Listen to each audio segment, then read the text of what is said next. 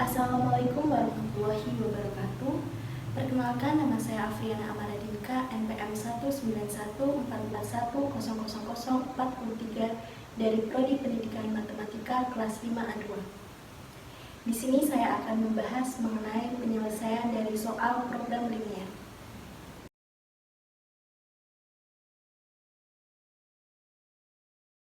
Untuk penyelesaian soal yang pertama, kita misalkan mainan jenis 1 itu sebagai X dan mainan jenis 2 sebagai Y.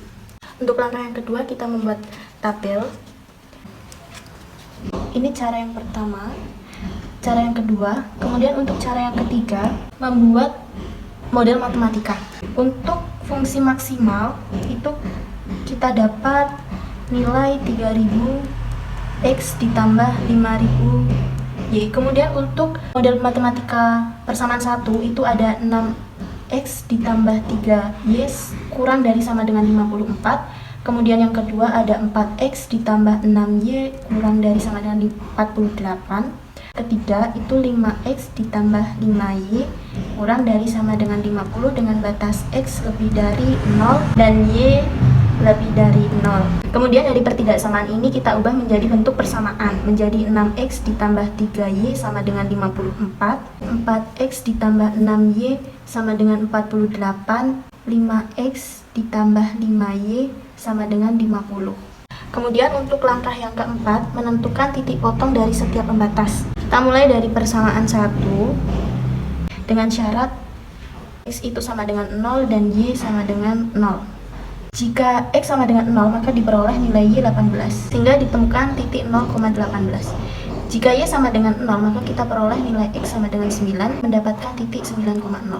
Kemudian dari persamaan 2, jika X sama dengan 0, maka kita peroleh nilai Y itu 8, sehingga diperoleh titik 0,8.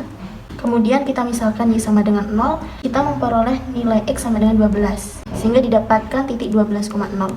Kemudian yang terakhir dari persamaan 3, kita misalkan nilai X dan Y itu 0. Untuk nilai X 0, maka kita peroleh nilai Y 10, sehingga didapat titik 0,10. Kemudian, jika Y sama dengan 0, nilai X sama dengan 10, sehingga didapat titik 10,0. Untuk langkah yang selanjutnya, jika kita sudah memperoleh titik-titik dari persamaan 1, 2, 3, kita membuat grafik dari persamaan tersebut. Jika sudah dibuat titik koordinat, kita akan membuat grafik. Dari persamaan 1 kita memperoleh titik 0,18 di sini dan 9,0 di sini. Kita garis persamaan 1.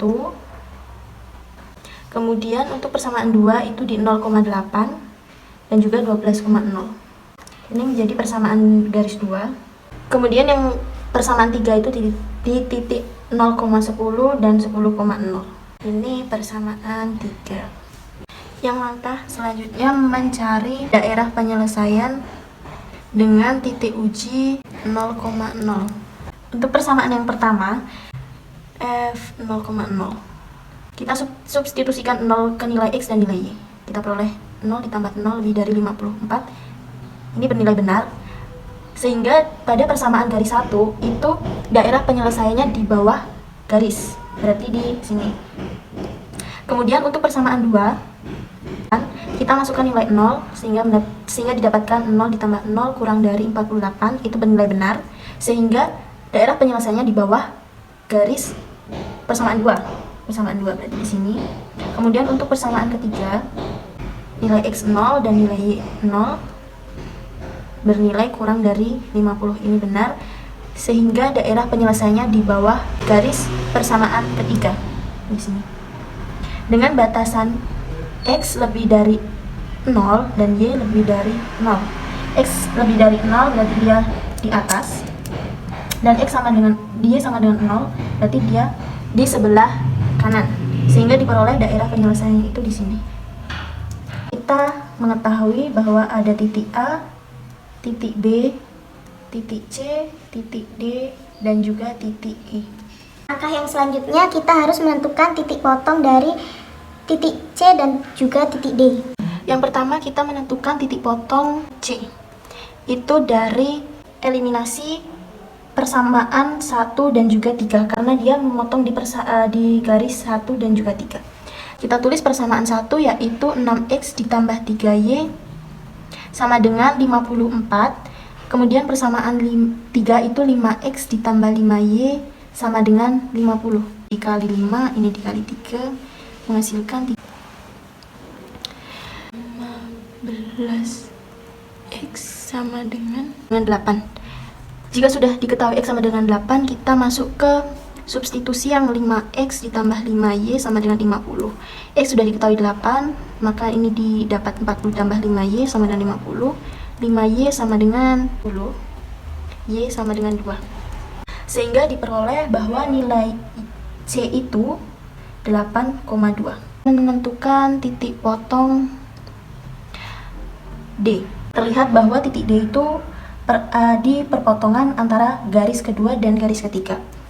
Jadi kita tuliskan di persamaan kedua itu ada 4x ditambah 6y sama dengan 48, dan yang garis ketiga ada 5x ditambah 5y sama dengan 50. Kali 5, ini dikali 4, diperoleh ini 10y sama dengan 40. Nilai y sama dengan 4. Kita mencari nilai x. Kita substitusikan dari persamaan 5x ditambah 5y sama dengan 50. 5x, sehingga kita memperoleh hasil 20 sama dengan 50. 5x sama dengan 30, x sama dengan 6. Sehingga diperoleh titik potong D itu 6,4. Untuk langkah yang terakhir, kita menentukan nilai maksimum. Di sini sudah dijelaskan bahwa nilai maksimum dari x, y itu ada 3000x ditambah 5000 Y. Selanjutnya menentukan titik maksimum. Untuk yang pertama itu titik A terletak di f0,0. Ini diperoleh 3000 dikali 0 ditambah 5000 dikali 0 sehingga diperoleh 0. Kemudian di titik B di f9,0, 3000 dikalikan dengan 9 itu hasilnya 2700 ditambah 5 dikalikan 0 hasilnya 0 sama dengan 2700. Kemudian di titik C ada F 3000 dikali 8 hasilnya 24000 ditambah 5000 dikali 2 hasilnya 10000 sehingga diperoleh 34000. Maaf, 34000. Kemudian di titik D ada F 6,4, 3 dikali 6 menghasilkan 18000 ditambah 20000 sehingga didapat 38000. Di titik E itu ada 0,8, 0 ditambah 40.000 sama dengan 40.000 sehingga diperoleh nilai maksimum itu 40.000 dengan memproduksi 0 mainan jenis pertama dan memproduksi 8 mainan jenis kedua.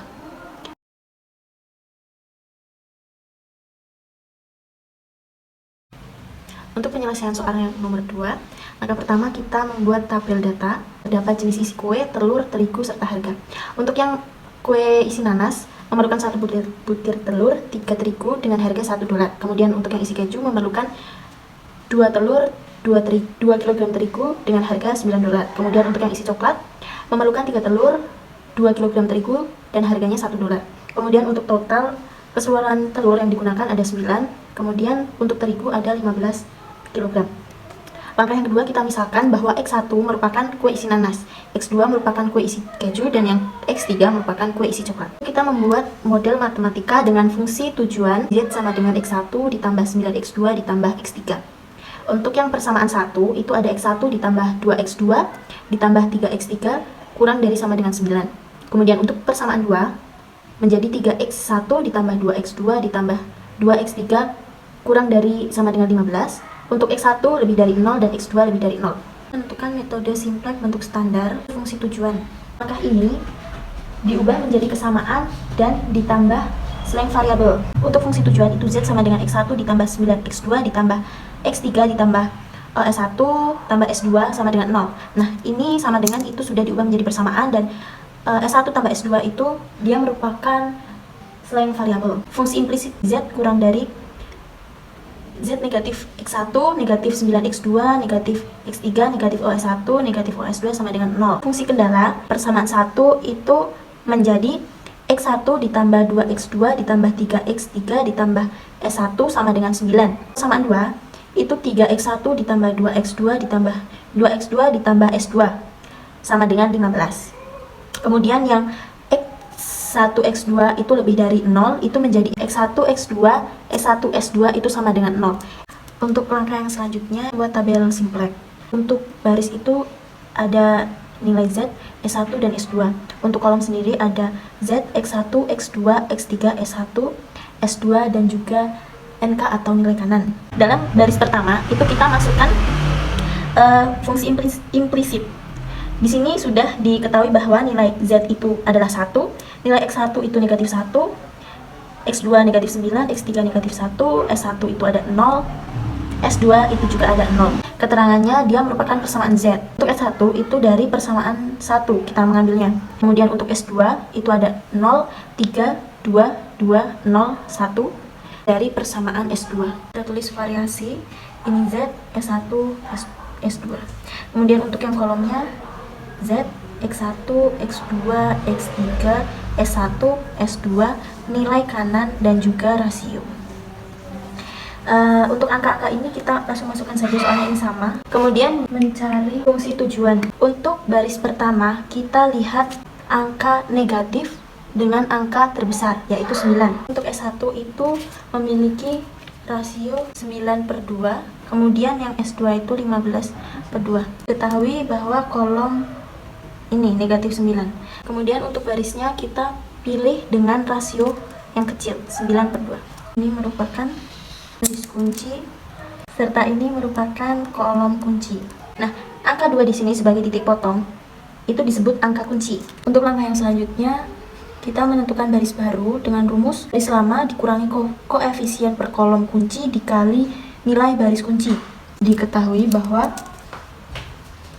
nilai baris kunci S1 ada 0, 1, 2, 3, 1, 0, 9 dibagi 2 sama dengan 0, 1/2, 1, 3/2, 1/2, 0, 9/2. Kemudian menentukan nilai Z baru 1, negatif 1, negatif 9, negatif 1, 0, 0, 0 dikurangi negatif 9 dikali 0, 1/2, 1, 3/2, 1/2, 0, 9/2. Negatif 9 dikurangi dari nilai baris baru. Ini masih kita tulis sama karena kita menyelesaikan perkalian. Negatif 9 dikali 0 menghasilkan 0. Selanjutnya negatif 9/2, negatif 9, negatif 27/2, negatif 9/2, 0, 81, negatif 81/2. Kemudian kita kurangkan menjadi 1, 7/2, 0, 25/2, 9/2, 0, 81/2. Menentukan S2 baru 0, 3, 2, 2, 0, 1, 15 dikurangi 2 dikali 0, 1/2, 1, 3/2, 1/2, 0, 9/2. Menyelesaikan perkalian 2 kali 0 menghasilkan 0. Selanjutnya 1, 2, 6/2, 1, 0, 18/2. Kemudian kita kurangkan menghasilkan 0, 2, 0, negatif 1, negatif 1, 1, 6. Dengan variabel ada Z, X2, S2. Kemudian di kolomnya ada Z, X1, X2, X3, S1, S2, dan juga nilai kanan. Untuk baris pertama kita masukkan nilai Z baru yaitu. Kemudian untuk nilai X2 itu kita masukkan di nilai baris kunci yang X2 0. Kemudian untuk S2 kita masukkan yang S2 baru. Kesimpulannya Z itu 81/2. Ini merupakan pendapatan maksimal. Kemudian X2 itu 9/2. Ini merupakan banyak kue isi keju. S2 itu 6. Ini merupakan banyak kilogram terigu. X1 sama dengan X3 sama dengan 0. Karena X1 dan X3 tidak terdapat pada variabel dasar, maka bernilai 0. Jadi jumlah kue masing-masing yang diproduksi untuk memaksimalkan pendapatan yaitu 81/2. Sekian pembahasan yang dapat saya jelaskan. Mohon maaf apabila banyak kekurangan dan kesalahan dalam saya menjelaskan. Sekian dari saya. Wassalamualaikum warahmatullahi wabarakatuh.